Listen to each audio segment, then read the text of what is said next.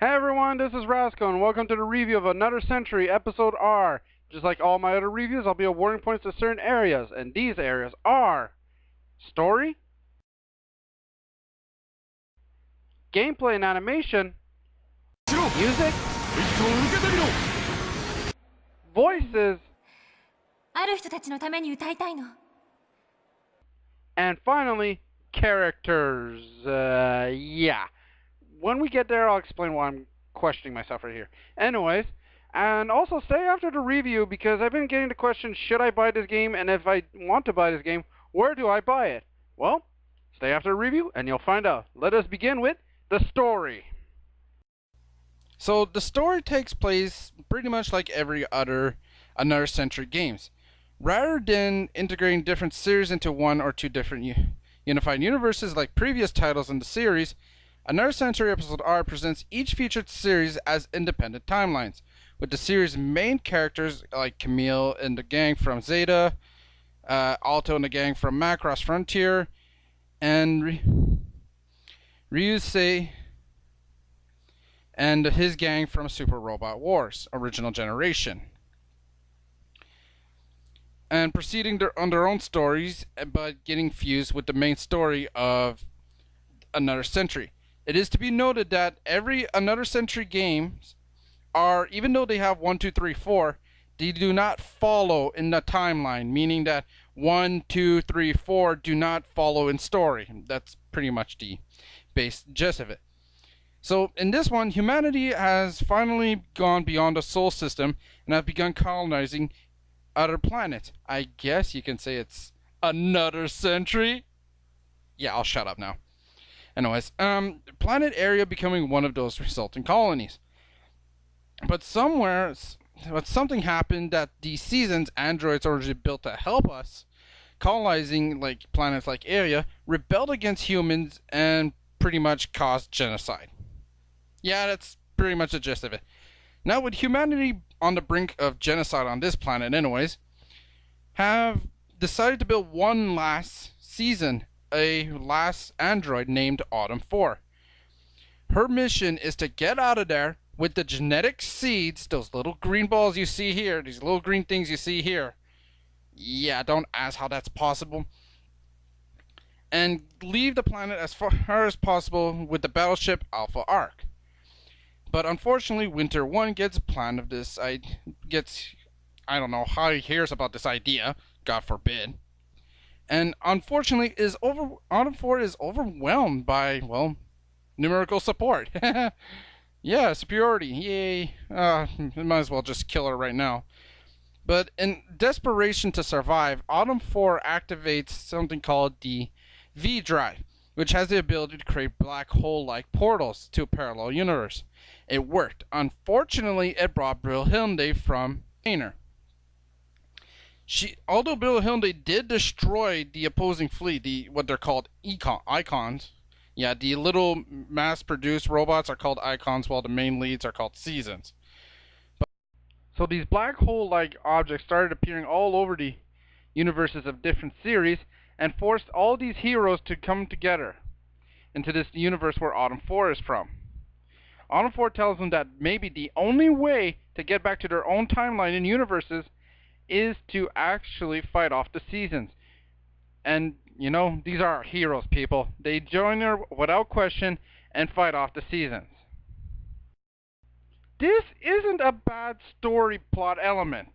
Sure, it does have its flaws, as why the hell does Autumn 4 speak Japanese right off the bat? I know this is a Japanese game, but you guys know what I mean. All animes have done this at one point. To Love Ru is the best example I can think of. But still, it's not bad. It's not perfect either. But I'm not willing to dismiss it just yet. If given more time, this game story could have been better polished. I give it a 2 out of 4. Next up is the gameplay and animation. The gameplay and animation in this game, if you watch my LP of it, is iffy at best. Now, there are times the mechs and other character models and things like the mech models and boss models, like the one in the background here, Winter's model, is good. I'm going to admit it. It's well done. The problem is the foreground and background. It doesn't look clean. It looks like this game was really rushed. Now, I'm not saying that Bandai doesn't do good games. Don't get me wrong. They do excellent games. The thing is that when you can tell when a product is rushed. Sonic 06, people. Sonic 06. But still, like I said, the character models are nice and clean. The mechs, you can see nice amount of details. You can, but it's just bland to look at sometimes. Well, the controls do get awkward at sometimes. I mean, yes, okay, it's nice that my left thumbstick controls my character, but what about my camera? It's the right thumbstick, isn't it? Which is like in most games. No, this allows you to transform. This caught me off guard the very first time. This is why I urge people to actually not to try out the tutorial every time you start a new set of characters. Even like the characters from both Macross Zero and Macross Frontier. Sure, their mechs control alike, but Macross Zero's mech with the triangle button allows you to attack your melee attack, while in the Macross Frontier they don't do that. Why? What's the difference? They're still both in, especially in Gurk Walk mode. You see this. The button layout is okay. It's easy to comprehend. Right.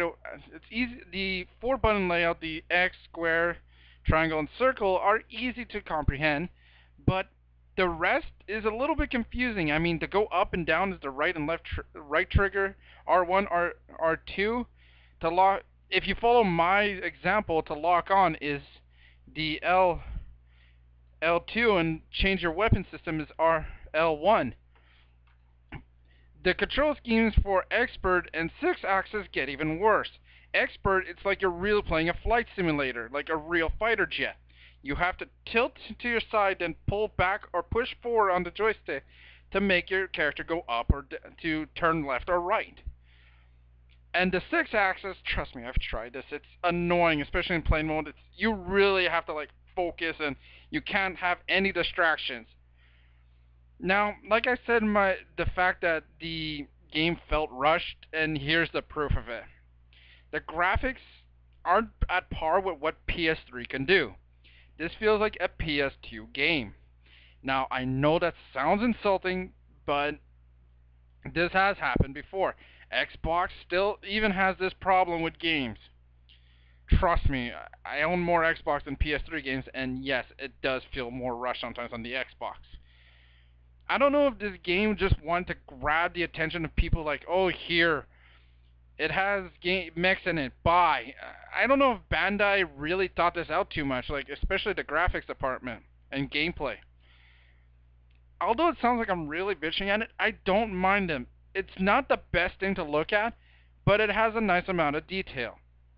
Just like the story, I'm giving this a 2 out of 4. What makes it stop being from getting any higher than that, and that's all I'm actually going to put, is because, like I said, the backgrounds and foregrounds, for those who don't know the difference, the foreground is what the characters can stand on, like land masses and things like that. The background is the sky in the back or something. Doesn't look nice. It looks rough. Like, this is not even... This should have been a beta thing, kind of thing, almost. Yes, I know that sounds rude, and I'm sorry to anyone disagreeing with me, but that's what it feels like to me. So let's move on to the characters. Now you're going to see why I was stumbling at the beginning. Now, the reason I was stumbling when I said characters at the beginning of this video is that how am I supposed to talk about these characters when we're supposed to know them from these anime? I mean, who doesn't know Char or Armor or Camille? Kira, Atron, and Shin, Alto and the gang, the gang from Code Geass, the gang from Overman King Gainer. Okay, I understand not everyone has seen these animes, but what am I supposed to say? I mean, all there's left is Autumn 4, and all I can say is that Autumn 4 really starts to act more and more human the more time she spends with them. Now, for those who don't know what I mean by that, is that Autumn Force starts to feel as more human as possible. She starts to understand what feelings of emotions are, and the fact that, we can actually do this. But that's all. Since I don't speak Japanese or understand Japanese 100%, and trust me, it's like 1 or 2% max, I can't really talk about the characters.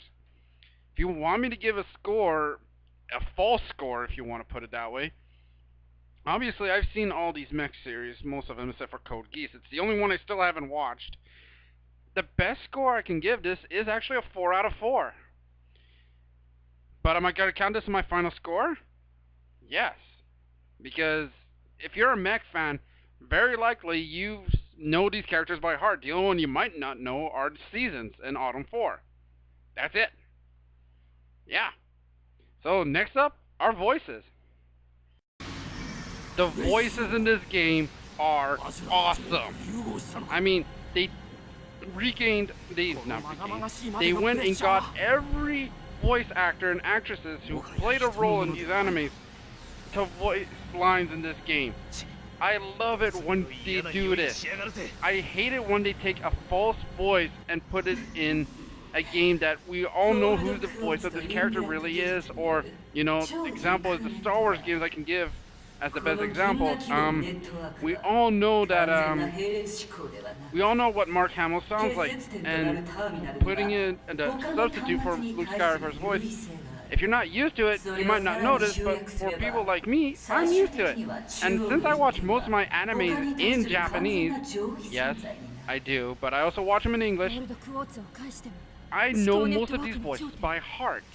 And I can tell if it's someone fake or not, and the fact that there are people willing to sit down and translate who voiced who in the credits of these games, it's awesome. And there's not much to say. This is automatically a 4 out of 4. I love the voices. It fits every type of character, and whenever you regain again, whenever you ask the voice actor or actress to return to reprise their role, it's awesome. It's just perfect. You can't have anyone else for that role. So yeah, like I said, 4 out of 4, and moving on to finally music. The music in this game is mixed feelings. This depends on how you feel about music. For me, I don't mind it, but it's not the best thing in the world either. I like what they did. They brought in the music from the anime. The problem is that, well, excluding the Macross Frontier game, all you're getting is an orchestrated version on a loop. Pretty much the opening theme on an orchestrated version. So yeah, but the one good thing about this is that if you have music stored in your PS3's memory, on your PS3's hard drive, sorry, is that you can put this music into the game. You can put whatever kind of music you like and play it, and have the music play in these cutscenes or during battles or whatever. I liked what they did, and it's rare for games to do this. I know you can take a USB memory, put it in the Xbox 360 and listen to music while you play the game, but that isn't the same as this. This fuses the music from your hard drive to the game, and it's awesome. I like it. I like that little bonus. But like I said, the standard music in this game, sometimes it's good, it's not memorable at all. Really, that's what I'm trying to say. You might go, hey, I've heard that somewhere, but forget it. I don't care. So yeah, the music is good to a degree, but the best thing you can do with this is put in your own music, and I like this. I don't see many games doing this. So yeah, it's a low score, but I have no choice to give it. It's a 1.5 out of 4. The reason is that the only good music in here is the ones I put in myself for my own when I play this game. Other than that, the music that's already on the CD is for me anyway. It might be different for you. So yeah, 1.5 out of 4. So, with all these scores tallied together, it comes to 13.5 out of 20. That means a grand total of 68%. Yeah, as you guys can see, this is a low score. Again, it's the gameplay and music, gameplay, animation, and music that falls short. Again, you might be different for you, but for me, this was the major issue. But okay, now on to the next question is that, should I buy this game? The answer is, that depends on you. No, I'm dead serious. This depends on you because if you like mechs, if you like these type of games, then yes, this is for you. If not, completely ignore this. Now, then again, if this is even for you, if you like mechs, you gotta answer more questions. Are you willing to spend almost $85 to $90 for shipping and handling and the payment of this game? Because this has to come from Japan all the way to here. This is an import. Don't forget that. This is an import. Next, again, well, obviously if you import this game, you have a PS3. You have to create a Japanese account. Now, in my first, one of my first parts with the Macross Frontier games story is that I put down a link in the description below that showed from Jew Wario, from that guy with the glasses.com, how to make a Japanese account. But now, here's another question, is that, are you willing just to play this game because of the mechs, or are you willing to try and understand this story? Then again, this is your option. If you answered yes to at least most of these questions, then go ahead and buy this. If not, then pass. Just watch people play this online like an LP like I did, or just don't buy this game if you're not willing to spend the $85 to $90, and if you're not willing to make a Japanese account. That means you pretty much can't play this game. You can't play this game on your American account. It won't work. Trust me, some people have tried, and they have lost their filing and data, from what I've heard from people online.